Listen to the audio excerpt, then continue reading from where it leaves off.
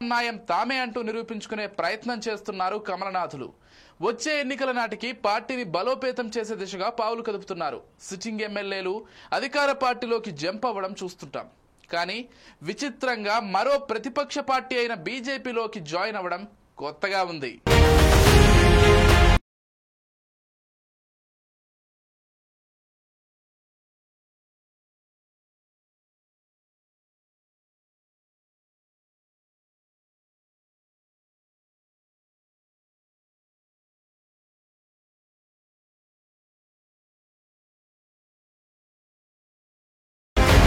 వకీల్ సాబ్ రామచంద్రరావు తెలంగాణలో బీజేపీ పగ్గాలు చేపట్టాక క్యాడర్లో మంచి జోష్ వచ్చింది.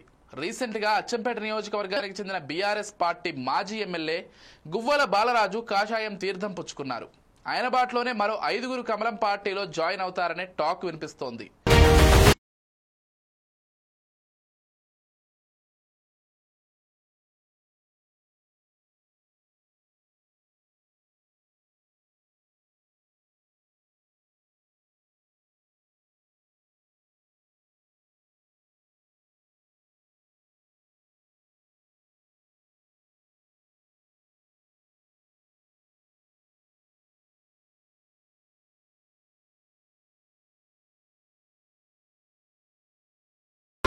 తెలంగాణలో 2023 నవంబర్లో జరిగిన ఎన్నికల్లో కాంగ్రెస్ పార్టీ అధికారంలోకి వచ్చింది. భారత రాష్ట్ర సమితి 39 సీట్లు గెలుచుకుంది. కాంగ్రెస్ 64, ఎంఐఎం 7, బీజేపీ 8, సిపిఐ 1 స్థానాల్లో నెగ్గాయి. ఆ తర్వాత కొన్ని రోజులకు 10 మంది బీఆర్ఎస్ ఎమ్మెల్యేలు హస్తం కండువా కప్పుకున్నారు.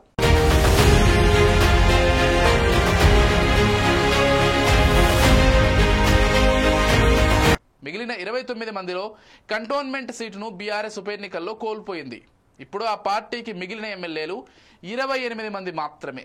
వీరిలోనూ కొందరు కాంగ్రెస్ లోకి వెళ్తారన్న ప్రచారము జరిగినా అలా ఏమీ జరగలేదు.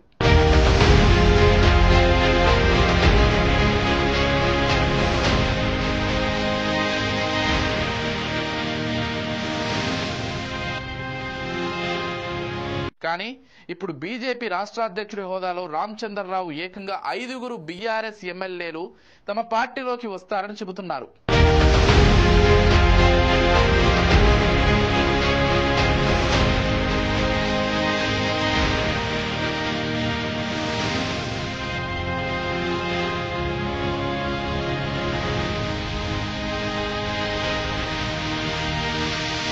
కాకపోతే ఇప్పుడు సర్వత్రా ఒక విషయంలో మాత్రం తీవ్ర చర్చ జరుగుతోంది.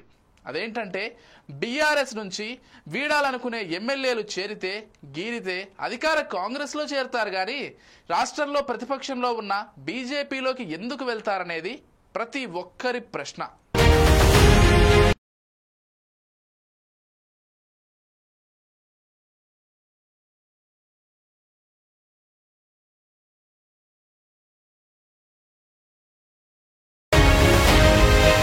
ఇకపోతే రామచంద్రరావు బీజేపీ చీఫ్ గా వస్తూనే వకీల్ సాబ్ అంటే ఏంటో చూపించారు. సోషల్ మీడియాలో తప్పుడు ప్రచారం సాగిస్తున్న వారికి లీగల్ నోటీసులు పంపించారు. ఇప్పుడు పార్టీలో చేరికలను ప్రోత్సహిస్తున్నారు. ఆపరేషన్ ఆకర్ష్ లో భాగంగా గువ్వల బాలరాజును జాయిన్ చేసుకున్నారు. ఈయన ఎవరో కాదు, 3 ఏళ్ల కిందట మొయినాబాద్ ఫామ్ హౌస్ వేదికగా బీజేపీ ప్రలోభ పెట్టిందనే ఆరోపణలు చేసిన 4 బీఆర్ఎస్ ఎమ్మెల్యేల్లో ఒకరు బాలరాజు. నాడు మునుగోడు ఉప ఎన్నిక ముంగిట జరిగిన ఈ పరిణామం భారతీయ జనతా పార్టీకి చేటు చేసిందనే అభిప్రాయం చాలా విస్తృతంగా ఉంది.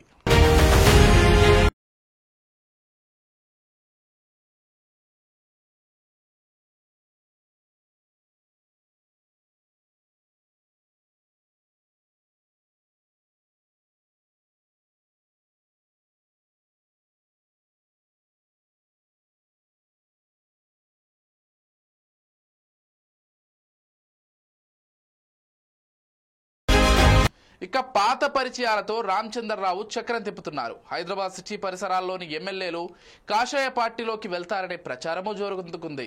బీఆర్ఎస్ కు అత్యధిక ఎమ్మెల్యేలు ఉన్నది కూడా ఇక్కడే. పైగా రామచంద్రరావు సైతం భాగ్యనగరానికి చెందిన వారే.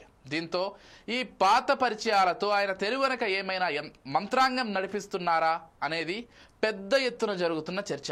చూడాలి మరి రానున్న రోజుల్లో భారతీయ జనతా పార్టీలోకి ఎవరైనా సిట్టింగ్ ఎమ్మెల్యేలు చేరతారా లేదా అనేది.